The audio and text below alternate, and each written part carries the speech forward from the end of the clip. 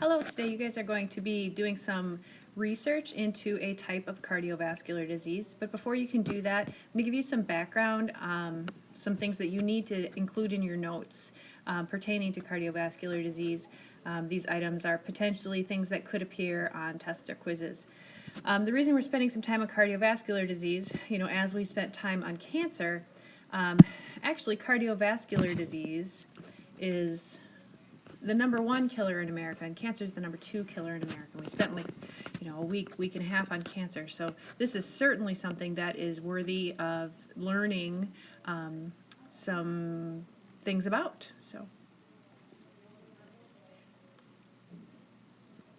Alright, so there's a few things that in the video that you guys watched yesterday, that heart attack guy video, just want to review because there were some really good points in there, but there were a lot of points in there, so make sure we're pulling out a few of the really important things.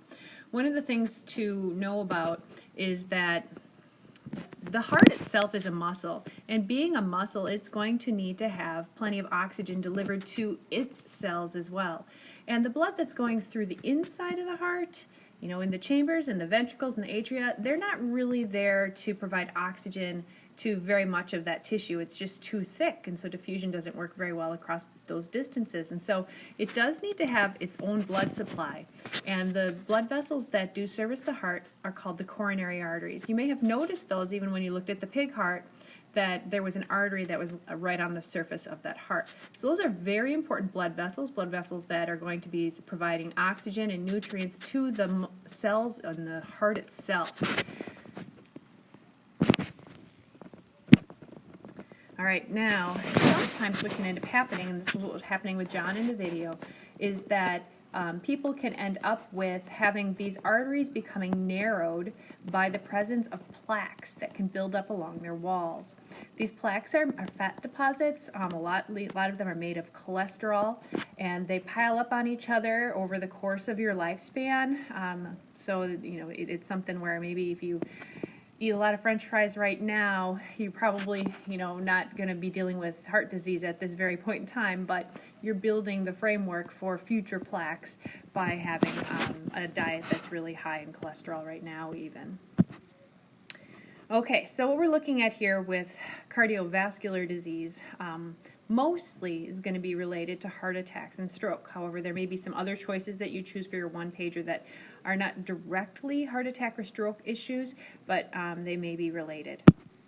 Okay, so a heart attack, what it actually is when one of those blood vessels that supply the heart muscle itself, so one of those coronary arteries, is suddenly blocked.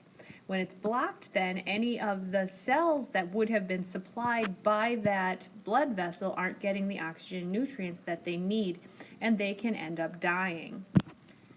A stroke is just like a heart attack, and if people are, if they have heart disease, so they're susceptible to a heart attack, they also are susceptible to strokes. So people with cardiovascular disease, both of these are issues for them. A stroke is like a heart attack, so you're still dealing with cut off blood supply, but instead this is happening in the brain. So once again, same idea. If you have a blockage in one of the really important arteries in the brain, then your brain cells aren't getting the nutrients and the oxygen that they need, and they can end up dying. Okay, so some of the things that may contribute to having cardiovascular disease and being susceptible to heart attack or stroke, there's a lot of possible things. Heredity can play a role, whether you're a smoker can play a role. But we're going to talk just briefly about high blood pressure and high cholesterol, since those are things that tend to be monitored by doctors. And when you go to the doctor, they're going to take your blood pressure. You should have just a general idea about what is normal for you and what is normal for the general populace, so that you have an idea, is that good or not. I think every American should know about what is the normal value for blood pressure and then for cholesterol as well. Okay, in the video they did talk about this. I just want to mention this now, that the heart has its own electrical supply. It has this structure that's called the it's called the SA node. It's located up here in the right atrium. That SA node is what is the heart's natural pacemaker. It's a cluster of cells that generates an electrical impulse. And when it generates those electrical impulses, it's going to trigger the cells to contract. So it's going to trigger those areas to squeeze. So you can see the way that the heart contracts. The two atria are going to contract together, and then there's a delay. And then a little later on, the two ventricles contract. And so when you listen to somebody's heartbeat, you'll end up hearing two sounds. They describe it as lub-dub, lub-dub, lub-dub. Okay, and so if we think about what's happening in the heart at these different points in time, that'll help you to understand those numbers in blood pressure as well. Okay, so blood pressure is going to be a measure of the amount of pressure that the blood is exerting against the walls. So one of the things you can see in this little video animation here is first they did was cut off blood supply, and now they listen, and they listen to see when the blood is first able to flow through that area. So at the point where it first can come through, they call that the systolic pressure, that number, and then when the blood is flowing freely, that's your second number. It's called the diastolic pressure. Normal values would be 120 for systolic and 80 for diastolic, and that's in the units on that are millimeters of mercury. It's a pressure unit. So the higher value is the largest value of pressure that is exerted against the walls of your arteries at any time.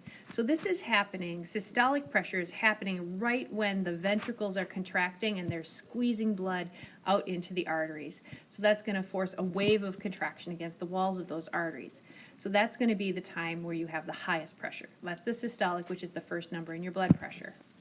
The smaller number, the lower number, is your diastolic pressure, so that would be in between the ventricles contracting when the atria are filling. During that time, you have the lowest pressure exerted against the walls of the blood vessels, so that's the diastolic value. So normal values are 120 over 80. People with high blood pressure, the thing about high blood pressure, they call it the silent killer because you don't feel bad if you have high blood pressure. You don't have symptoms of being sick or anything like that.